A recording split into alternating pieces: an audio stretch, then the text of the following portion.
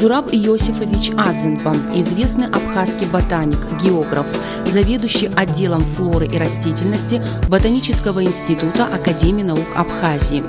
Родился в 1939 году в Сухуме.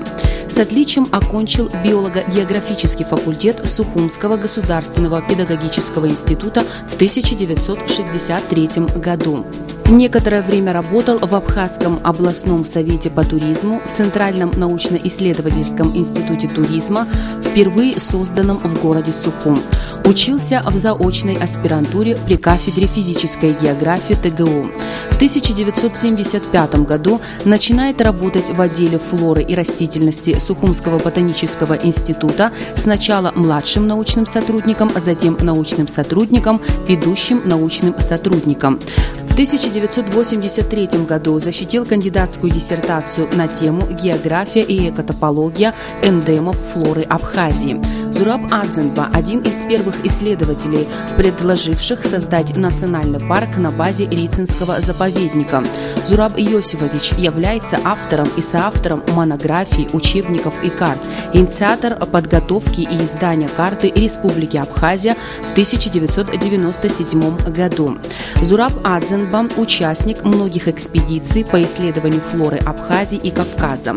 Он автор около 100 научных работ, принимал участие в работе многих международных научных симпозиумов, конгрессов и конференций. С 1997 года по настоящее время Зураб Адзенба является заведующим отделом флоры и растительности Ботанического института Академии наук Абхазии.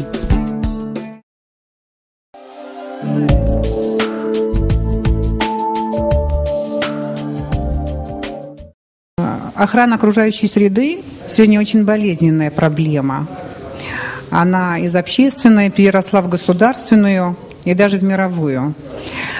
Скажите, у нас в Абхазии природоохранная политика в основных своих параметрах уже определилась и работает? Или что вы думаете по этому поводу?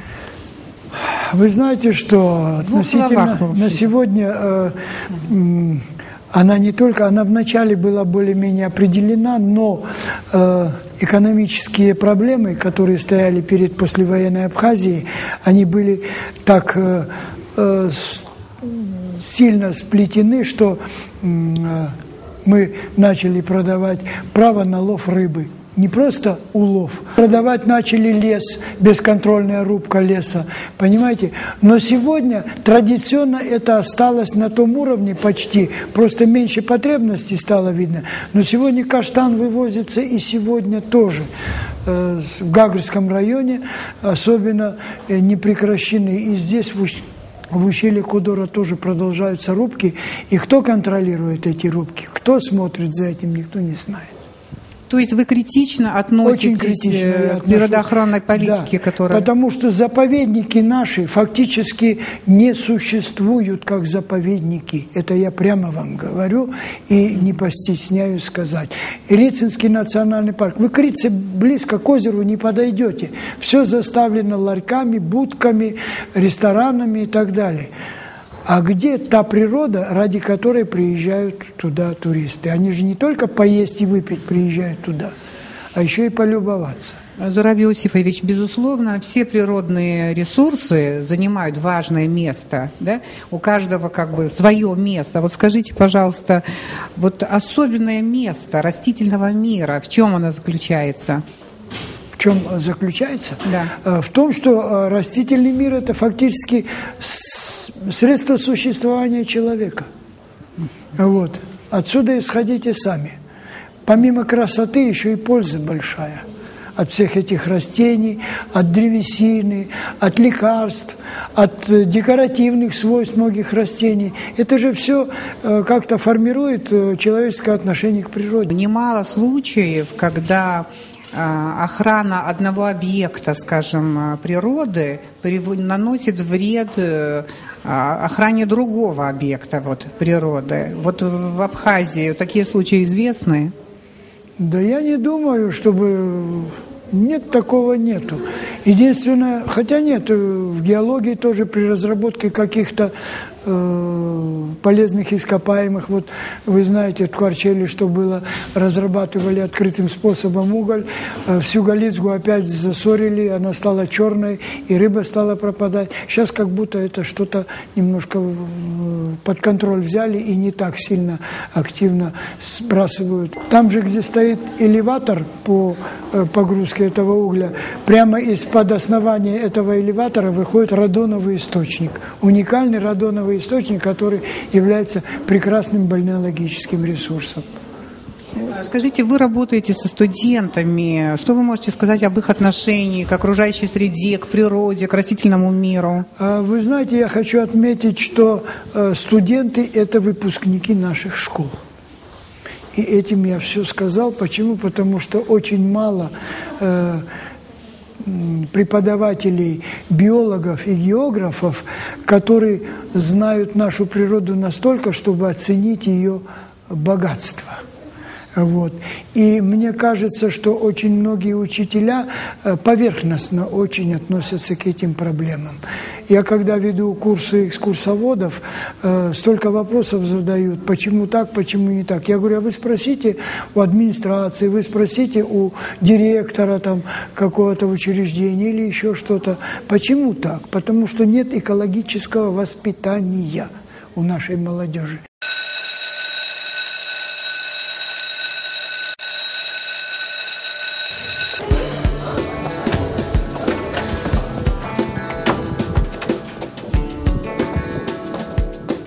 Добрый день, друзья! В эфире кафедра лекции на абхазском телевидении. Сегодня у нас лекция на природоохранную тему.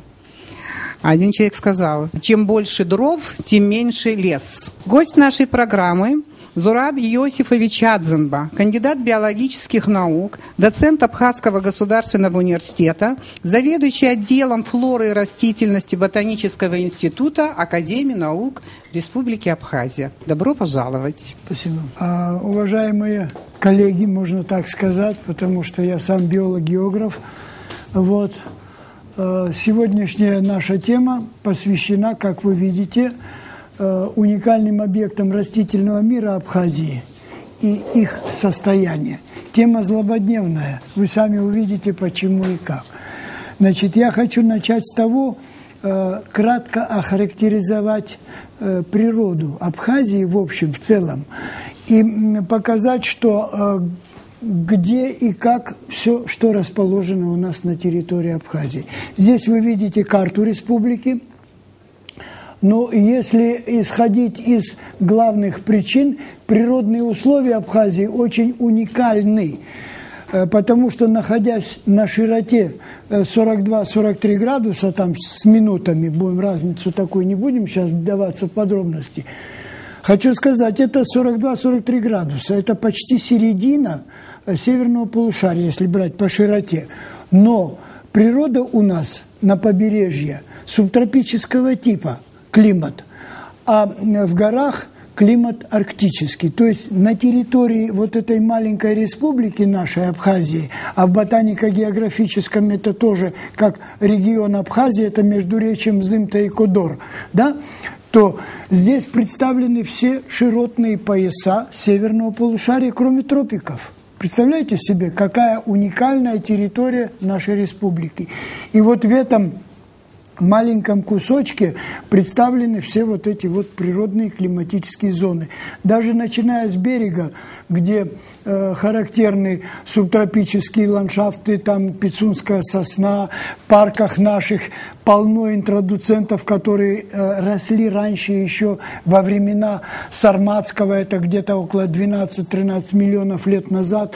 Гинко сегодня растет, прекрасно пальмы растут в себе, и эти деревья дают самосев. Я не говорю уже о тех же реликтах, как пицунская сосна, самшит, это вечно зеленые кустарники различные наши, понимаете? И все это остатки доледниковых времен.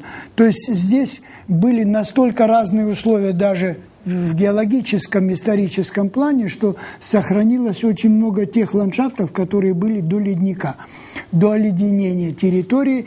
И плиоценовая флора, это где-то приблизительно 4-5 миллионов лет назад, в ископаемом состоянии до сих пор находят у нас. Вот. И флора в целом наша очень интересна в мировом масштабе. Вот. Я хочу сказать, что изучением этой флоры занимались, да, еще климат меняется, помимо того, что это вертикально вверх, снизу вверх, еще и с запада на восток меняется климат.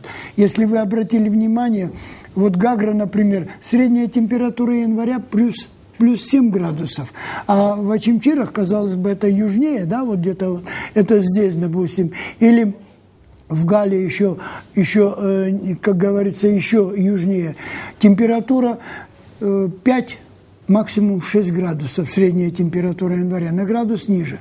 А вот Гагра плюс 7. Почему? Это связано с тем, что холодный воздух по циркуляции глобальной, если брать, холодный воздух спускается с полярных широт, идет на юг, потом спускается до тропиков, поднимается наверх-обратно в связи с тем, что нагревается. И вот такая циркуляция существует на планете, в северном полушарии.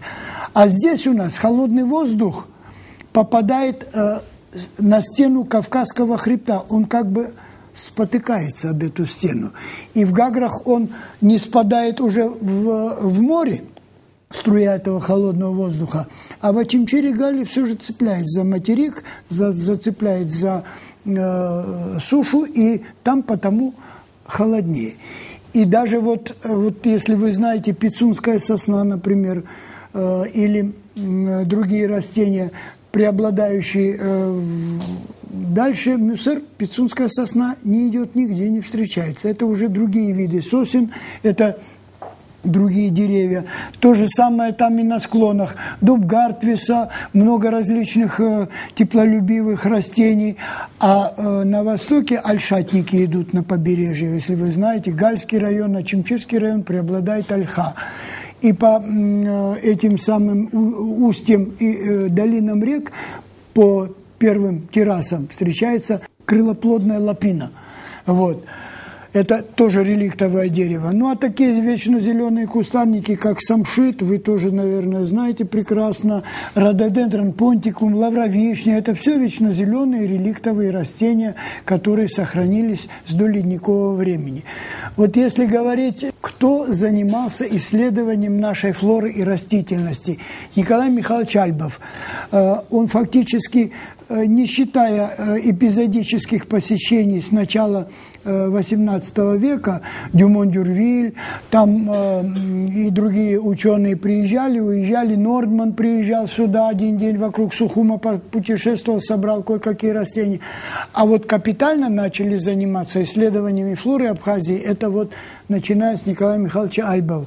Его судьба оказалась трагичной, он умер в возрасте 31 года в Аргентине. Здесь он исследовал кавказские и южные склоны, Колхиду в основном, северную часть Колхиды. Да, я отмечу, что Колхида – это ботанико-географический регион, который охватывает амфитеатр Восточного Причерноморья. Представляете вы по карте, да? Это начиная от Туапсе, побережье Фишташтен, там вершина, потом идет по главному хребту, граница Колхидского региона, флористического, потом по Дзирульскому или Сурамскому хребту спускается к Аджаро- и Меретинскому хребту, оттуда переходит на Понтийский хребет, Понтийские горы, окружающие Черное море на южном побережье. И вот этот амфитеатр, высокий амфитеатр гор, представляет собой ботанико-географический регион Колхида. Это уникальный рефугиум умеренной флоры всего северного полушария. Вы знаете, таких рефугиумов, там, значит, Апалачский, это знаете вы где, Америка, Калифорнийский рефугиум, на востоке у нас, значит, на Дальнем Востоке, Уссурийский край. Вот эти вот рефугиумы, это убежище, дословно переводится, древних растений умеренной флоры. И вот Колхида – один из ярких вот таких вот рефугиумов мирового значения. Вот он изучал как раз вот флору Колхиды, и им написаны такие работы капитальные, я не буду подробно рассказывать, у нас времени мало. Материалы для флоры Колхиды, очерк растительности Колхиды. Кроме того, Альбов занимался исследованием этнографическими в Абхазии. Он описывает отношения в абхазской семье, он описывал, допустим, Ацангвары впервые он в литературу, как говорится, ввел. То есть он, путешествуя по нашим горам, он исследовал всю Северную Колхиду от Фишташтена, начиная до озера Рейца, там район, и дальше на восток, вплоть до рача-эмеретинских известняковых хребтов. И он открыл первый известняковую флору Северной Колхиды. То есть это растения, которые растут только на известняках. Понимаете, вот такие растения, они называются кальцифилы. Вот. Другим ученым, который отразил в своих работах природу Абхазии, был Симон Петрович Басария. Здесь вы видите его дату. Первый абхазский географ-этнограф. Вы знаете, он интересные вещи писал. Вот книжка, изданная недавно о нем, очень интересная. Если вы в библиотеках найдете, почитайте, вы будете зачитываться. Вот. Он был географом, этнографом, но у него очень много интересных материалов по флоре, по лесам Абхазии, по зональности этих растений, как они располагаются, эти леса, и очень много этнографического материала. Вот я вам зачитаю одну из его. Он был борцом за самостоятельность Абхазии. Это 1937 год. Вот. И он был репрессирован в 1941 году. Был убит. Ну, попал соответствующими органами, потому что он был активным, так сказать, борцом за вот такое самостоятельное существование и Абхазии. Вот я прочту вам одну маленькую выдержку из его книги о реках Абхазии, где он пишет. Кстати, он был автором первого учебника по географии. Этот учебник, вы знаете, что интересно, вот сегодня вы услышите, что учебник для 4 класса по географии для начинающих учащихся был издан на русском в 1937 году, грузинском, армянском и греческом языке. Тогда население Абхазии было пестрое тоже, но тогда абхазцев было больше, чем потом появилось грузинских. Я не против грузин, которые были нормальными людьми и так далее, но их насильно заселяли сюда. А вот таких, как Симон Басария, уничтожали, потому что он был за самостоятельность. Он хотел, чтобы Абхазия была как самостоятельная республика. И вот когда он пишет о реках Абхазии, он пишет такую интересную вещь.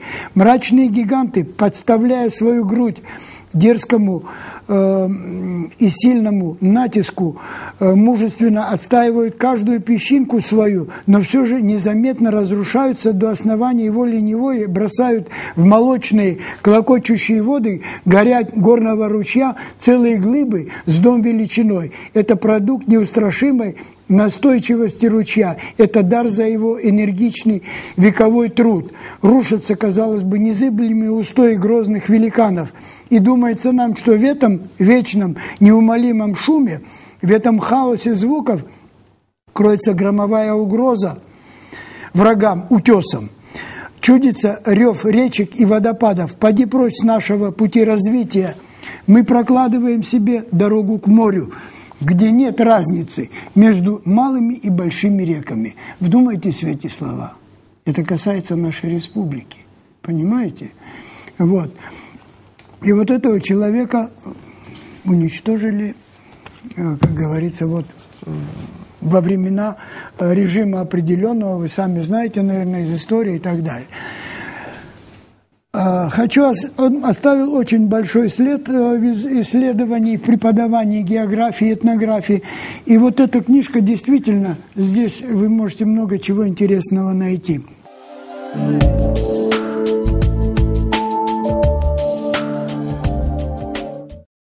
Следующий из значимых ученых был Юрий Николаевич Воронов.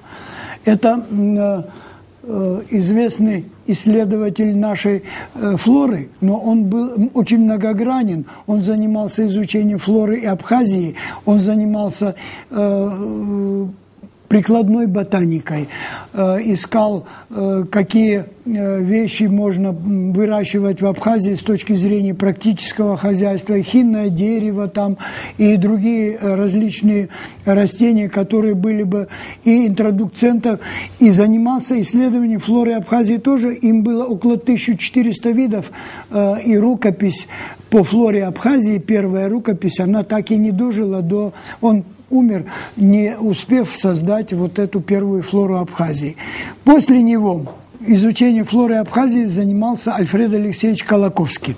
Мне посчастливилось работать с ним.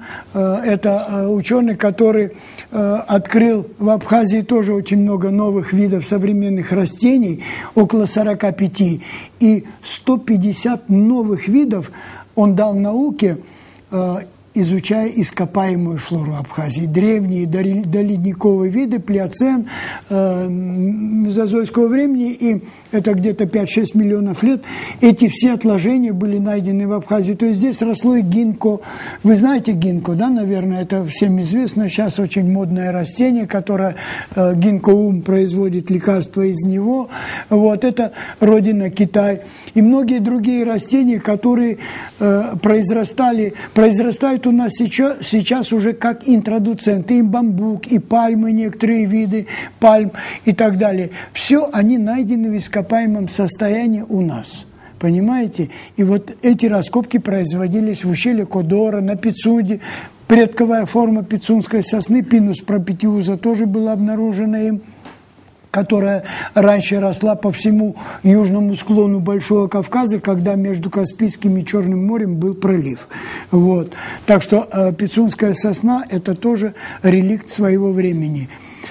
Вот вам такие информация о тех ученых, которые в большей мере проводили исследования в Абхазии.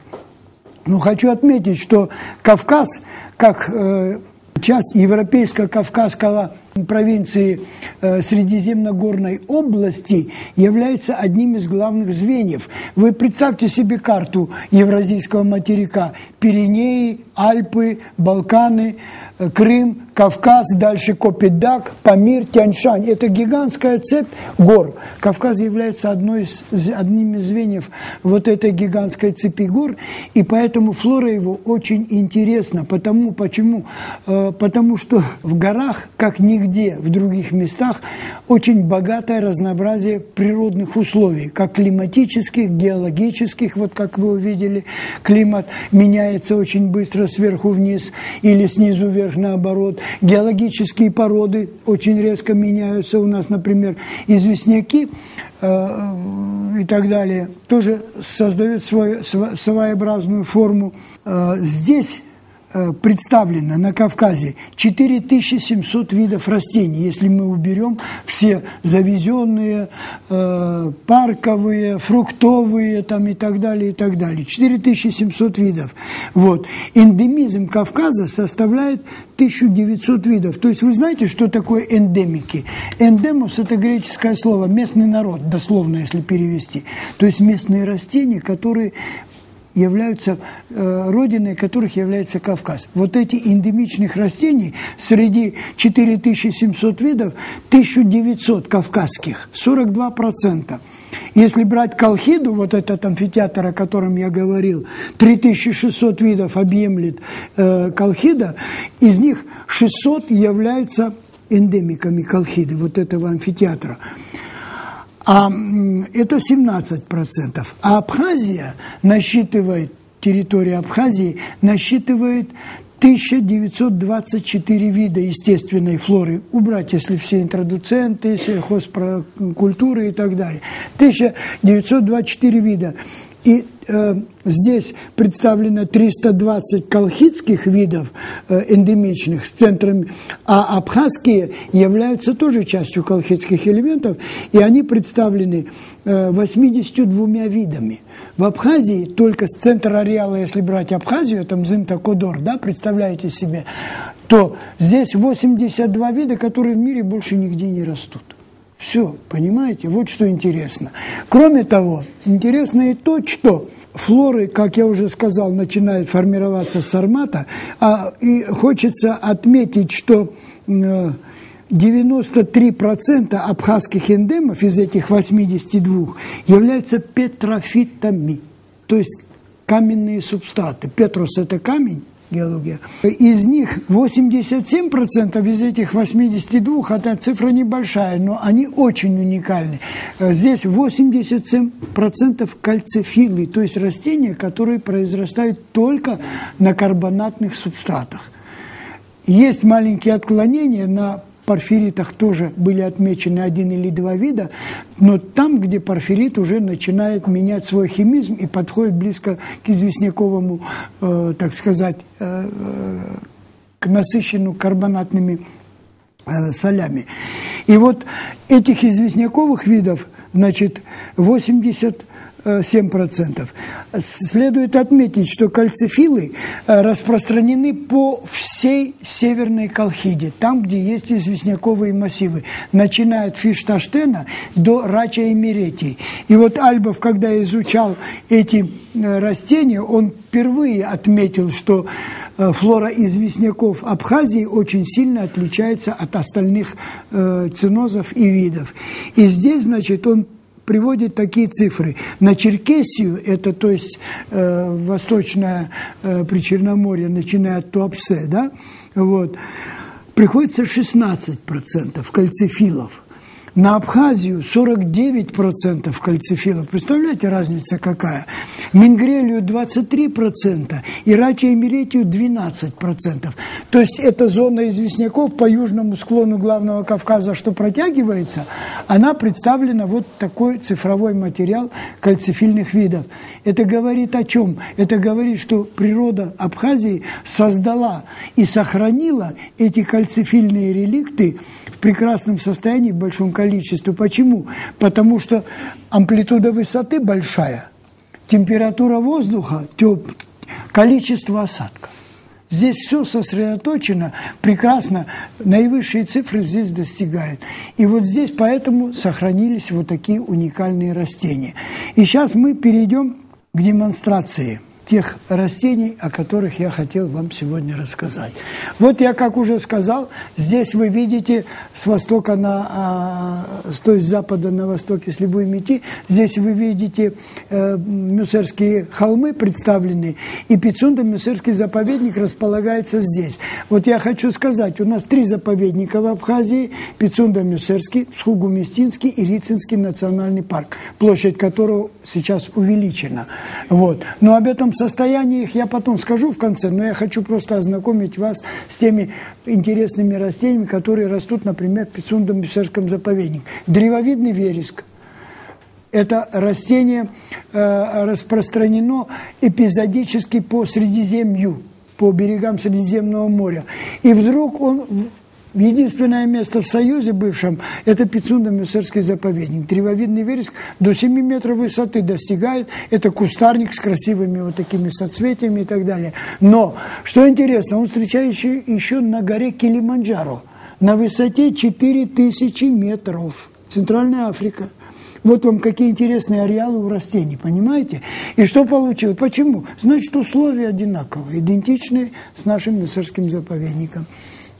Здесь пицунская сосна, здесь земляничное дерево, вот, прекрасно представлено дальше, вот, и сосняк. Смотрите, пицунская сосна и, самое интересное, очень крупные самшитовые насаждения. Вернее, насаждение имеется в виду, оно называется так, это естественный самшитовый лес.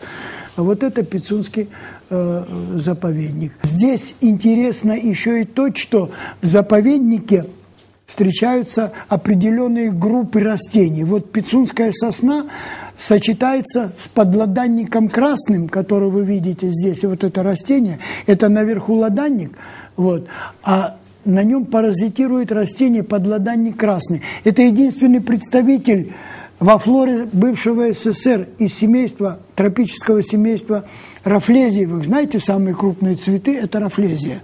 Рафлезия, которая произрастает в тропиках в Африке. И вот здесь она, в Пицунской роще, прекрасно себя чувствует. Один из родственников этой рафлезии, подладанник красы, паразитирующее растение. Оно своих корней не имеет, растет на корнях ладанника. Интересный ценоз – панкрациевые сосняки, то есть сосняк из пицунской сосны и лилии, приморская лилия. Вот. Красивейшее растение. Вот это представленный сосняк с целым пологом из этих вот в августе месяце, когда начинает расти, этому зрелищу вообще сказочное зрелище. В Пицунском мюссерском заповеднике встречается это вот, кстати, на озеро Инкит в районе Пицунды. Еще такой тропический, корни тропические имеет вот этот рагульник или трапа колхика, колхидский эндемичный вид. Он в Колхиде только растет на водных пространствах на озере Бабейсыр и Пицунде. Но Пицунде он уже исчез в Инките, потому что там очень сильно загрязнена вода. Вот. Но все-таки я успел его снять, когда он там произрастал. Сейчас он растет. Дальше идут в низменной зоне, произрастают вот дуб Гартвиса, гигантских размеров достигает. Вот увидите, внизу машина стоит. И вот эти дубы сохранились еще кое-где единично, как ни странно, но сохранились. Лапина крылоплодная, тоже это по ущельям рек, что идет, это тоже древнее реликтовое растение. Здесь представлено вот на этом снимке. Оно у нас растет да, буквально около бензоколонки, вот здесь где есть. Если к морю пройти, вы можете увидеть эту лапину. Дальше мы пошли, немножко отошли от заповедника, пошли по ущелью реки Бзып. Это здесь уже появляются лесные массивы, это в основном дуб, граб, каштан появляется. Как я уже сказал, пицунская сосна уже сюда не поднимется. Пицунская сосна выше 300 метров не может подняться. Не потому, что семян не хватает, потому что климатический реликт эта сосна. Она выше 300 метров. Холод не выдерживает от уровня моря, понимаете? И даже на востоке из-за влажности воздуха и появления холодных воздушных масс, более чаще на берегу, она тоже сюда не выходит. Даже до Сухума нет, я же говорю, до Мюссеры. Все, дальше нету его на восток.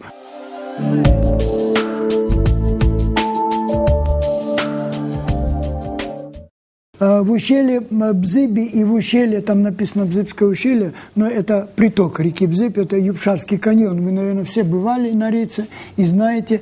Вот здесь уже представлены наши эндемичные и реликтовые виды. Тис, красное дерево, что называется, негное дерево. Его не поедает ни один шашель, потому что сок ядовитый, а плоды съедобные, птички разносят, кушают косточки. Но тис очень сильно пострадал из-за нашего хищнического отношения. Негное дерево, сами представляете, какую пользу имеет для строительства. Сохранились отдельные виды тиса, так же, кстати, как и каштана, до 2 метров в диаметре. Но это единичные деревья во всех лесах Абхазии, что попадаются. То же самое с каштанами. Вот. Здесь вечно зеленый паддуб. Адыгач, по-моему, называется по-абхазски, если кто знает. Это в цвету, и это колючие такие вечно зеленые растения с колючими листьями, плода и цветы. Рододендron понтийский тоже с жесткими листьями, это реликт третичного времени, до ледникового, в подлеске. И здесь вот как раз представлены буково-каштановые леса Псхугу-Местинского заповедника. Здесь, значит, леса из каштана. Ну, посмотрите, это, правда, снято осенью, но очень сильно каштан у нас поврежден. Так же, кстати, как и самшит в настоящее время. Почему каштановые леса хищнически вырубались у нас? Я не буду говорить в советское время. В советское время и запретили их потом вырубать. Но сегодня они также уничтожаются, как ни странно и как ни жалко. И оставляется в лесу остатки этих рубок, и на них заводятся паразитирующие грибковые заболевания, из-за которых каштан стал очень активно суховершинить. Молодые деревья начинают погибать у нас в наших лесах. Ну, озеро Арица, здесь вы видите уже другую зону лесную, здесь смешанный лес появляется. Вы видите и хвойные деревья на берегах Рицы, и лиственные деревья. Пихта, то есть с высотой появляется больше хвойных, которые более холодоустойчивые, и сохраняются еще бук, каштан также. Но каштан известняки не очень любят. А здесь, значит, известняки и представлены в основном бук, граб, дуб иберийский. И вот самая верхняя граница леса, почти что, не везде она такая, это пихтовые леса. Здесь хочу отметить, что здесь, что интересно, здесь интересно то, что пихта в настоящее время и бук на территории Абхазии, хотя она и раньше, достигают гигантских размеров, достигали. И вы знаете, пихта 85 метров высоты, представьте себе, дерево, 85 метров высоты, была спилена в ущелье реки Мрамба. Это левый приток с Панавского или Кудорского хребта, впадающий в Кудор. В ущелье Мрамбы, когда проводились лесоразработки, пихту спилили, и человек, который мерил, он сам мне сказал, 85 метров ствол, диаметр больше 3 метров. Я, говорит, не мог измерить сам. В общем, понял, что в 2 раза выше моего роста, человек 1,5 метра самое меньше, правда, бывает, вот. Диаметр вот этой, как ее пилили, я даже не могу представить. Если брать, допустим, секвойя, вы, наверное, видели или в энциклопедии читали, тоже из хвойных, в Америке. Кстати, отпечатки секвойи были найдены в Абхазии тоже 12-13 миллионов лет назад, она и здесь тоже произрастала. И вот что интересно, 16-метрового диаметра секвойя была спилена, и на ней, на этом пеньке, организовали ресторан, где помещалась музыкальная вот эта ракушка, обслуживающий персонал, кухня и столики. Все это было на пеньке секвойи. Вот какие гиганты растительного мира. А представитель пихты, вот пихта Нордмана является одним из крупных из этого рода. Род пихта, но пихта Нордмана или кавказская пихта.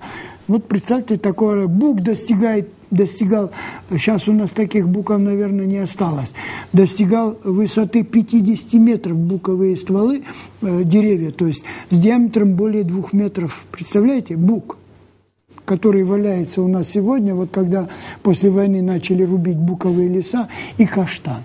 Каштан 2 метра в диаметре. Вы сейчас можете встретить даже эти деревья, к сожалению, тоже очень сильно страдающие в районе реки Гега, бассейне реки Гега. Там проводятся и сейчас разработки леса, к сожалению. Дальше вот вы видите пихта, ну, здесь она уже немножко в таком состоянии, старенькое дерево, это на вершине горы, ну, на предвершинной части горы Мамзышха. Ну, а здесь около Малая Рица, просто я вам показал, какие красивые ландшафты у нас вот в Рицинском нацпарке. И вот тоже высокогорная зона. Здесь вы видите Гагарский хребет. Вот. Это Арбайка Хагваш. Вот вершина Арбайка, наверное, или Арабика, как принято было на картах писать раньше, вот эта вершина 2660 метров. Вот. Известняковая вершина. Это царство карста. Если вы обратите внимание на ландшафт вот этих вот альпийских и субальпийских лугов, вы увидите гигантские воронки, как бы опущенные участки. Это зона растворения этих известняков.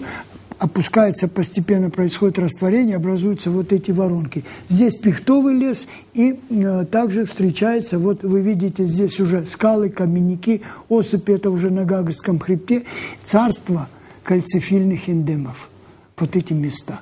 То есть эндемики, виды, которые произрастают. Здесь верхняя граница леса тоже представлена, и траутветер, клен траутветера, высокогорный клен, и виден терраса ледниковой долины. Это долина, когда идти к озеру Мзы, кто-то, если ходил за этим самым, вот это ледниковая терраса. Там представлен еще и пьяный лес, так называемый. В науке его называют пьяный лес. Это березовое криволесье, связано с тем, что там снег лежит 5 метров высоты. когда максимум достигает. Естественно, деревца молодые, придавленные снегом, они пытаются потом расти, пока снег растает, и вот такие вот пьяные, как бы, так и называется такое понятие, пьяный лес, он в науке существует. Здесь вы видите ледниковое озеро, по происхождению котловины, я имею в виду, озеро Мзы. Если кто бывал, я вот почему и показываю, знаю, что у вас там практика проходит, поэтому я показываю эти кадры здесь вам. В высокогорье представлен очень характерный эндемичный циноз. Циноз – это сочетание группы растений эндемичных. Вот циноз из Вороновии красивой, это растение был геум специозум, открыт Юрием Николаевичем Вороном, но потом его перевели в отдельный род, потому что изучены были признаки этого растения, и выявили отдельный род, назвав его в честь Воронова Вороновия специоза. Вороновия красивая, если дословно перевести. Вот. Лилии Кесельринга, вот вы видите эту лилию здесь, тоже представляют собой Западный Кавказ, эндемик вообще. Вот эта лилия, вот она стоит. И живопись Шмальгаузена, тоже эндемичный вид из... То есть высокогорный циноз, сообщество растений, характерное только для известняков. Выскакивает он на фишт и выскакивает в мингрелию, вот это Вороновия специоза. Дальше вы видите вот такие вот экотопы, то есть экос и топос, места этих растений, где произрастают многие эндемичные виды. Это вот каменники, скалы, осыпи, снежники. Вот такие вот, посмотрите, что происходит с известняковыми пластами. Здесь выпадает большое количество осадков, температуры высокие относительно, идет растворение этих пород и выщелачивание. Вот посмотрите, для масштаба я там с человеком снял вот это вот растворение, разрушение. Потом эта вода попадает внутрь, в недра известняковых массивов по трещинам и образует гигантские подземные пропасти, которыми Абхазия тоже славится на сегодняшний день на весь мир.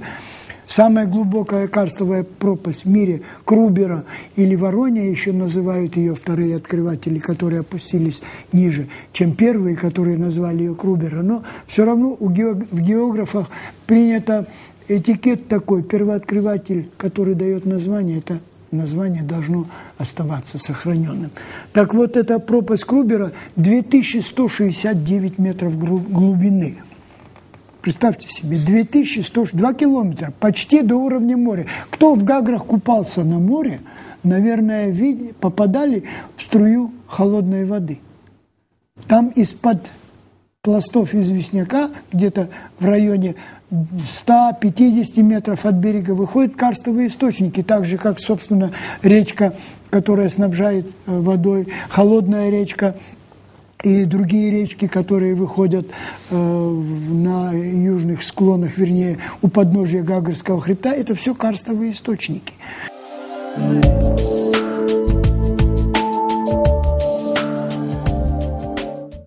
Перейдем к растениям, кальцифилам и эндемам Абхазии. Костенец Германа Христи или асплениум, это из папоротников. Посмотрите, на карточке ареала его одна точка. В мире больше нигде этого растения нету. Понимаете, какое редкое растение? Дальше скабиоза Ольги. Я здесь привожу карточки не всех растений, чтобы не загружать вас, но оно растет по Гагарскому хребту и даже выскакивает за пределы Мзымты, туда, в сторону Краснодарского края, побережья. Это скабиоза Ольги, кстати, Альбов открыл, вот там авторские везде сохраняются фамилии авторов. Клен Сосновского. Только известняки Бзыбского, то есть Гагарского хребта, по дороге на Рицу даже его можно встретить, если отойти в сторону чуть-чуть от дороги. И одна точка в Мингрелии, на массиве Асхи. Больше он нигде не растет. Вот на известняках Гагарского Альбовиадокса элеганс или амфорикарпус, это Альбов назвал его, амфора и карпус плод, амфороформа, то есть форма семечки, как амфора. Вот. Растение очень ограниченный ареал имеет, тоже известняки Западной Абхазии. А это самая так называемая царица абхазской флоры, открытая Альбовым в 1893 году. Он, когда описывает это нахождение, я, говорит, был поражен букетом голубых цветов, висящим на скале. Представляете, человек, который приехал из России, там учился, все, начал путешествовать по горам, и вот это вот, он назвал ее царицей флоры Абхазии. Но вы знаете, что интересно? Название «Колокольчик» удивительный, и царица – это его название, царица Абхазии. Когда он изучил и флору дальше, Северной Колхиды, известняковую флору, он повысил статус абхазской царицы, сделал ее царицей колхидской флоры. Понимаете? То есть еще больше увеличил. Ну, действительно, посмотрите, какое богатое. Есть растение, это монокарпик. То есть растение, которое цветет один раз в жизни и плодоносит, потом погибает. Все. Семена остаются в наследство от него, которые разносятся, и трещины скал. Даже иногда я находил маленькие растеница с одним цветочком всего. Представляете? Розеточка листьев и один цветочек. Все, больше нету. Вот. Но то, что оно проживает свой век, развивается, цветет, плодоносит и погибает. Но семена, слава Богу, оставляет. А сегодня наши, я бы винил больше всего наших экскурсоводов.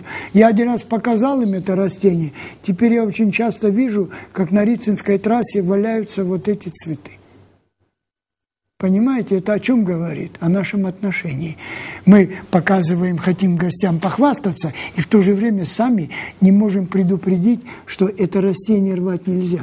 Если ты ведешь группу, ты можешь же сказать: не трогайте, посмотрите, сфотографируйте и идите дальше, гуляйте. Англичан я возил, англичан, это было до войны, группу англичан. Когда я увидел это растение на стенке, показать ботаники, коллеги, все-таки это царица нашей флоры, и когда я показал с машины, они попросили остановиться. Остановились мы, сошли с машины, эти 30 человек бросились к этой скале, хотели ботаники, хотели сорвать. Я говорю, я разрешу один экземпляр, если по дороге попадется, вот так вот стал около скалы, я говорю, если один экземпляр или два попадется, более мелкие растения, там шикарное растение росло, не хотел, я разрешу взять один для ботанического института, Кью, ботанический сад. Кью в Англии, в Лондоне. И вот тогда я им разрешил сорвать одно маленькое растение в цветущем виде и так далее. Другой вид очень редкий, колокольчик Колоковского. Вот, пожалуйста, ареал его, посмотрите, какой ограниченный. Зыбский хребет чуть-чуть есть где-то на северном склоне, и на восточном склоне Гагарского хребта. На трещинах скал растет. Понимаете, больше нет. Известняки и скалы. Вот такие экологии. Колокольчик парадоксальный. Вот здесь я не показал, тоже точечный ареал имеет. В одном месте. В ущелье Бзыби. Все. Я облазил вокруг скалы, поднялся где-то метров на 100 и нашел, где кончается он. Все, больше нету его. Вот это растение более крупно показано широким планом, а вот здесь просто сам цветок, очень нежные опушенные листья. Прелесть просто. Растение такое нежное, что трогать его больно, не только рвать. Но, слава Богу, еще не знаю, где оно растет. А вот это растение относили раньше и к Абхазии, но я скажу, что эндемик, он Абхазию цепляет, как говорится, зацепляет ареал этого растения. Это хребет Ахачха, или Охачкуя, как называют в Гальском районе, этот хребет. Он растет только там. И чуть-чуть ареал его сдвигается на Рача-Эмеретинские хребты известняковые. Очень красивое растение с жесткими тоже листиками и с нежными вот такими вот цветами. Аннея ястребинковая, точечный ареал, в одном месте. И аквилегия гекская, вот она, водосбор гекский. Вот эти цветы у нас в садах некоторые выращивают, но это другой вид совсем. Вот это аннея, это из колокольчиковых, а здесь вот эта аквилегия, вот крупным планом я снял. Здесь, если вы заметите, гекский водопад, вот он. Виден. Это снято ущелье Гекского водопада сверху со скалы. А вот место обитания вот этих двух совершенно точечных тоже видов растений, которые там растут.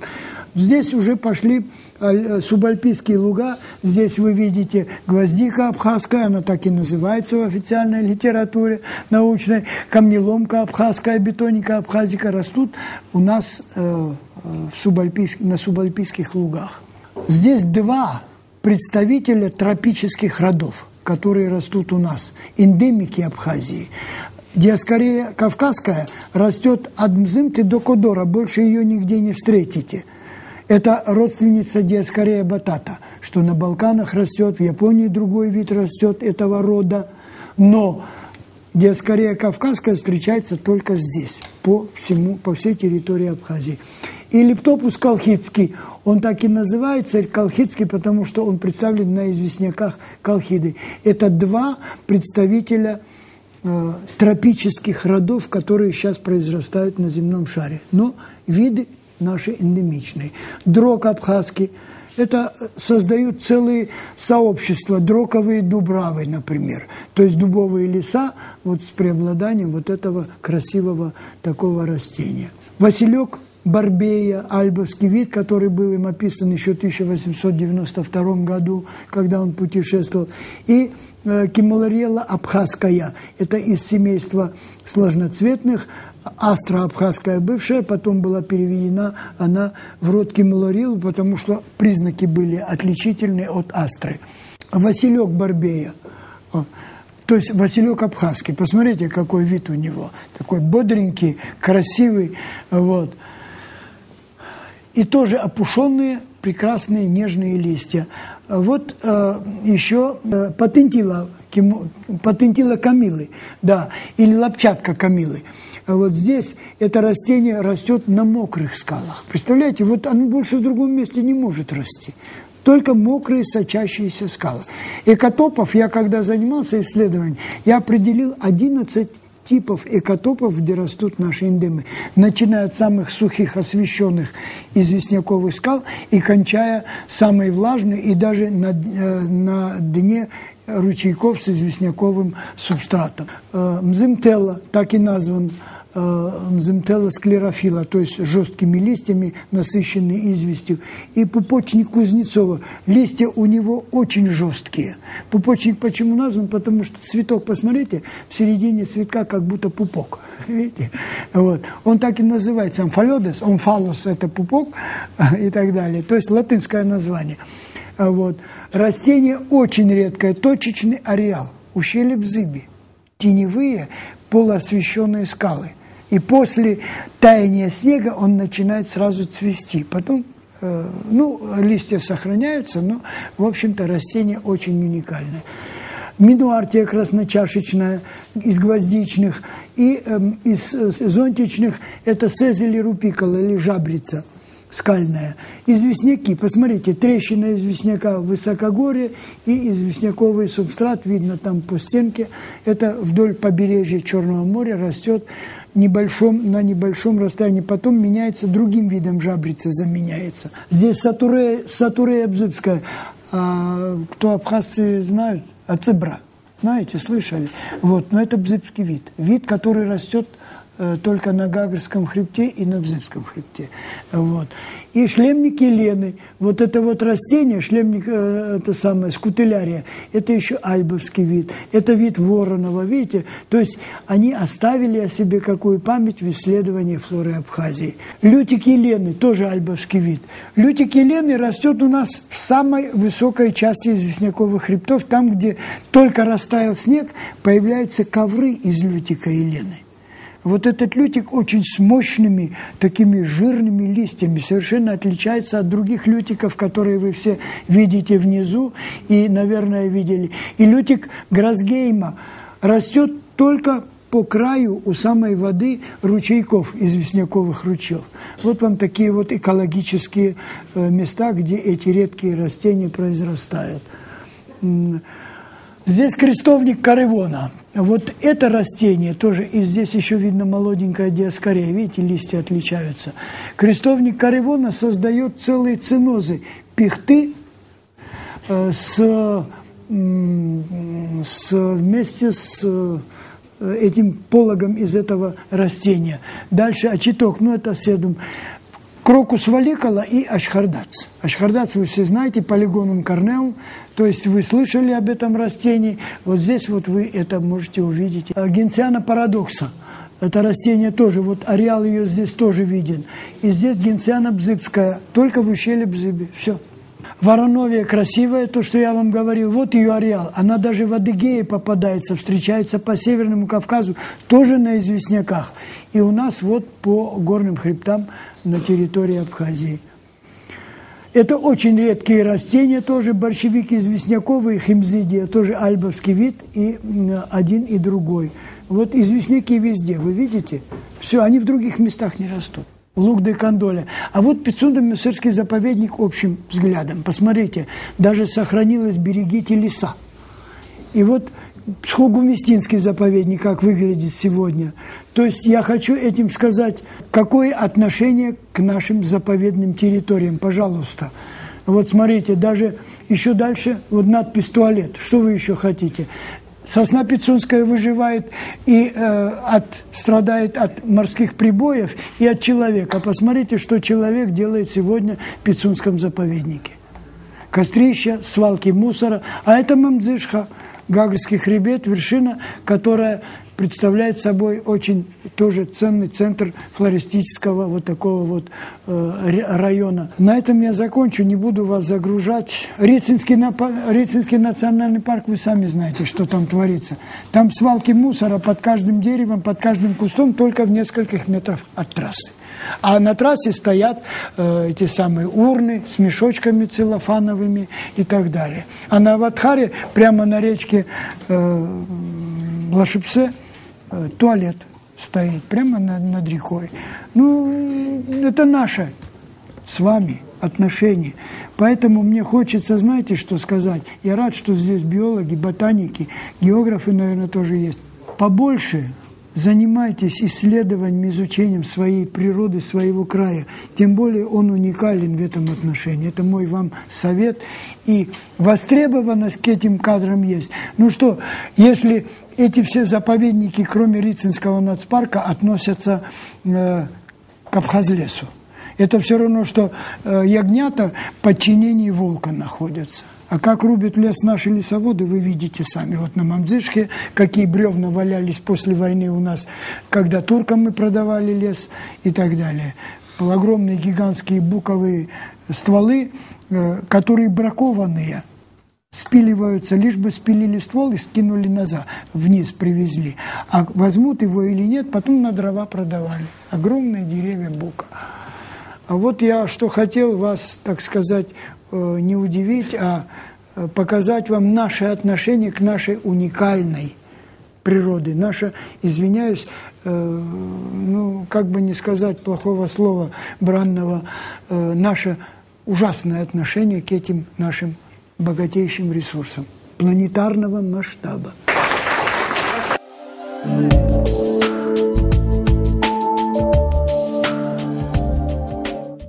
Хотел бы спросить у вас про состояние парков города Сухума.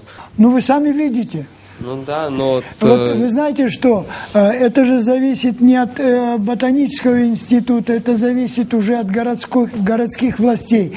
У нас власти, у нас есть экологическая служба, у нас есть, казалось бы, все охранные органы, лесничие, лесники и так далее. Но как они охраняют это и как, что творится, вы видите сами. Ну, а парки, посмотрите, даже газета пестрит вот этими всякими сообщениями. Сейчас платаны сыпятся. Платан – это ужасное дерево, оно много мусора производит. Оно красиво, правда, весной, все, но это дерево, которое круглый год ссорит. У нас нет ни одного питомника по выращиванию субтропических редких пальм, растений, которые украшали бы наши парки. Это все остатки советского времени, фактически. Вот вы все знаете аллея Вашингтония около гостиницы Абхазия сгоревшая, да, вот эта улица Фрунзе бывшая, где начинается от берега моря. Если эти пальмы начнут пропадать, им возраст уже, они 34-го года посадки, представляете? Финики канарские. Пожалуйста, на газоне посмотрите, сколько молодых подростков Никто не занимается выведением. Мы закупаем какие-то, вот этот душистый табак, да, посадили в прошлом году осенью, я помню, или светящиеся деревья и за такие деньги купили, чтобы набережную нашу украсить. И их начали воровать. Если вы помните, в газетах даже статья была. Так что наши отношения к нашим богатейшим вот этим возможностям выращивать декоративные растения, они совершенно не используются. У нас вот в саду только-только мы начинаем после военного времени, сделали ремонт, финансирование очень слабое, у нас даже нет возможности восстановить деятельность нашего питомника, где содержалась уникальная коллекция ирисов. Люди из Японии восхищались разнообразием ирисов, которые выращивались у нас. Герберы сейчас мы получаем, откуда не знаю, из Израиля или еще откуда-то на рынке продаются, но прекрасные сорта гербер выращивались у нас. Пальмы. То есть масса всевозможных условий для выращивания всех этих вещей у нас есть. Но не востребованы. Вот вас не хватает в системе власти города, в этих учреждениях, где занимаются вот этим. Вы биологи, вы должны это понимать, знать. Экономист может этого не понять, он посмотрит, выгодно это или нет. То, что остались ветераны этих парков, они еще, правда, суховершинят. Дренажа в городе не хватает, понимаете? Мало того, что дренажа не хватает, парки все суховершинят, деревья крупные, еще у нас плохо с коммунальными вот этими вот водоканал, сливные эти самые. Это все влияет на растения, которые стоят и портятся из-за большого количества воды в грунтах наших. Вам ответил я достаточно, поняли вы?